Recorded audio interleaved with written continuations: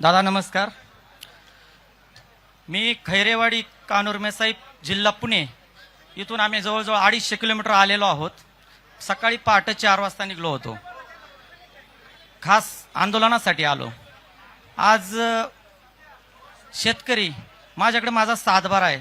हा माझा सातबारा नाही, हे पूर्ण कांदा उत्पादक शेतकऱ्याचं दुःख आहे, हे लक्षात घ्या.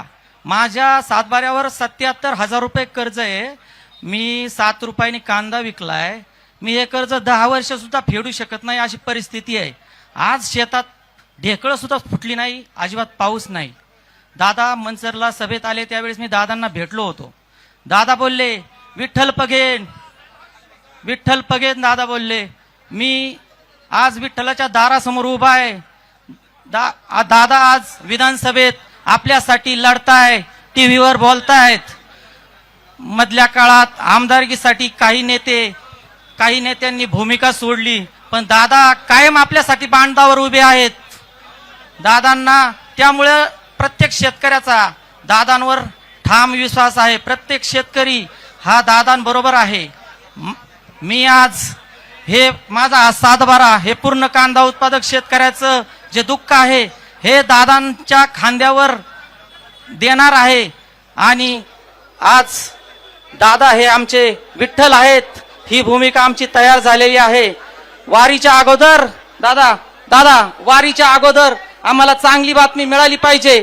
आज मी 2-3 दिवसात मिळाली. वारीच्या अगोदर पूर्ण 10 लाख असेल कर्ज माफ झालं तरी चालेल, काही अडचण नाहीये.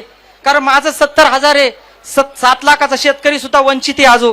आणि या सरकारने सगळं हुकुमशाही सारखं चालवलेलं आहे. आज दादा मी आलो, माझ्या गळ्यात कांद्याची माळ पाहिली. बऱ्याच लोकांनी कांद्याची माळ माझ्याकडून मागितली, मला द्या मला द्या मला द्या. मी दिली नाही ती कांद्याची माळ, कारण मला माहिती आहे ह्या कांद्याच्या माळ्यामागे किती मोठं दुःख आहे. माझ्या आईने तोंडातून दाबण वाढलेला आहे. माझ्या मुलांनी ही एक चिठ्ठी चिकटवलेली आहे, ती मी देऊ शकत नाही. मग तुम्ही सांगा या सरकारला सोडायचं का? तुम्हाला प्रश्न आहे माझा. कर्जमाफीला सोडायचं का? तुम्ही म्हणत असेल सोडायचं तर सोडून देऊ. आज दादा म्हणजे विठ्ठल आपल्या बरोबर उभा आहे. आणि दादा जर आज आपल्या बरोबर शेतकऱ्याबरोबर प्रत्येक अडीअडचणीत उभा असेल तर आपल्याला लढायला काही अडचण नाही, हे मी या निमित्ताने सांगतो. रामकृष्ण हरी. रोहित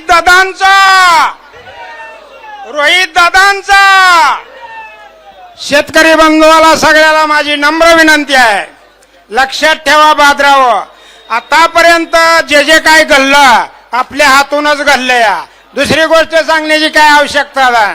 आजचे दिन म्हणत होते. आजचे दिन कुठं आहेत? आकाशात आहेत. आज 35 रुपयाचा तेलाचा पुडा 155 रुपयावर गेला.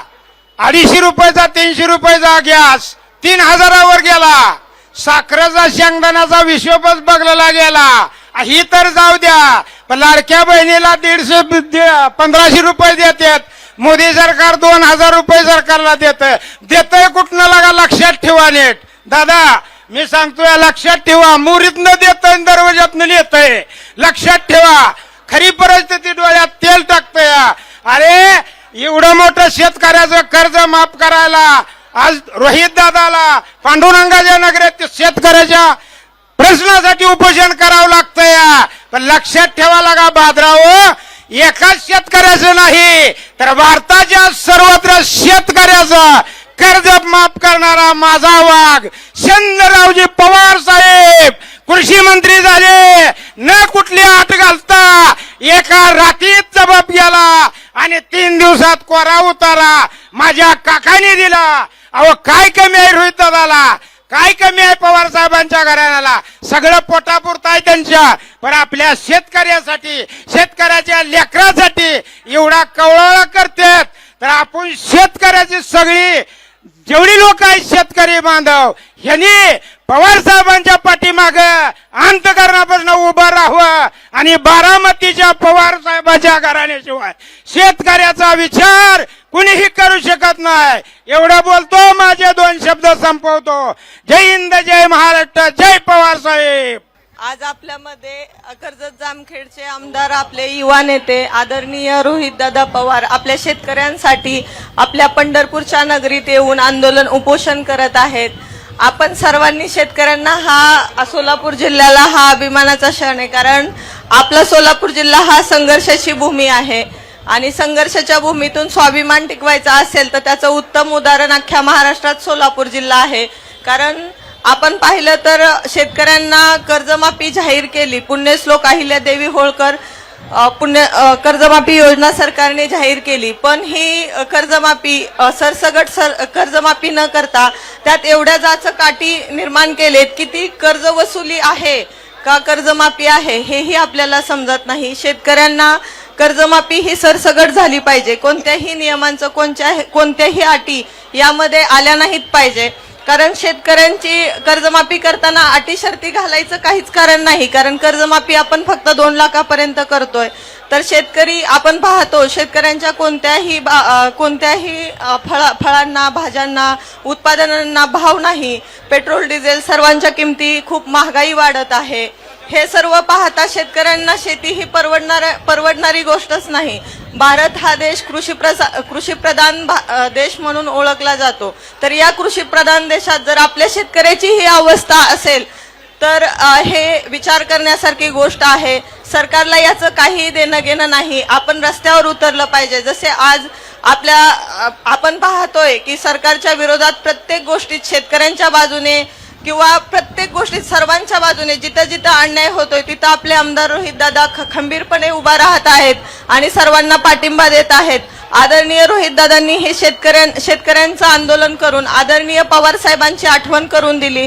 जर कोणी शेतकऱ्यांचा पोशिंदा असेल तर पवार कुटुंबात आदरणीय शरद पवार साहेब आणि त्यांच्यानंतर आता रोहितदादांनी ती भूमिका घेतली आहे. आपल्या समस्त शेतकऱ्यांच्या वतीने मी त्यांचे आभार मानते. कारण शेतकऱ्यांसाठी रस्त्यावर उतरणारा, आंदोलन करणारा हक्काचा माणूस म्हणून आपण रोहितदादांकडे पाहूया. आपण पाहतो या जुलमी दडपशाहीच्या भाजप पुढे सर्वजण भले भले झुकले जातात. आपण पाहतो आपल्या सोलापूर जिल्ह्यात सुद्धा 4 आमदार, खासदार सगळेजणी असले तरी आपण आजची हे काही राजकीय व्यासपीठ नाही, पण भले भले लोक आपले राजकारणाच्या प्रत्येक गोष्टीसाठी भाजपच्या स्टेजवर दिसतात किंवा भाजपच्या पाठीमागे गेलेले दिसतात.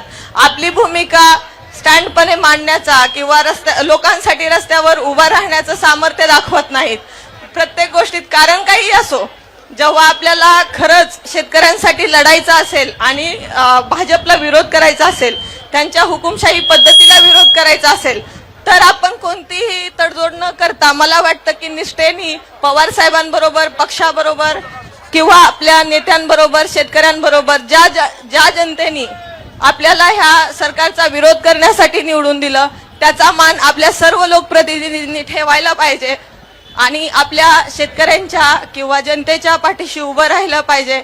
यात कोणीही ह्या हुकुमशाही सत्तेला बळी नाही गेलं पाहिजे. एक दिवस आपला पण येईल ह्या गोष्टीची जाणीव सर्वांना असायला पाहिजे. आणि आपण ह्या आंदोलनात आदरणीय रोहितदादांबरोबर आम्ही तर आहोतच, पण सर्व शेतकरी वर्ग, सर्व मजूर वर्ग, सर्व अख्खा महाराष्ट्र दादांकडे आशेने पाहत आहे. कारण या सरकारला फक्त जुमानत नाहीत, ते फक्त आदरणीय रोहितदादा आणि त्यांच्या पाठीवर आम्ही फुल नाही फुलाची पाकळी म्हणून कायम शेतकऱ्यांसाठी, लोकांसाठी संघर्षाच्या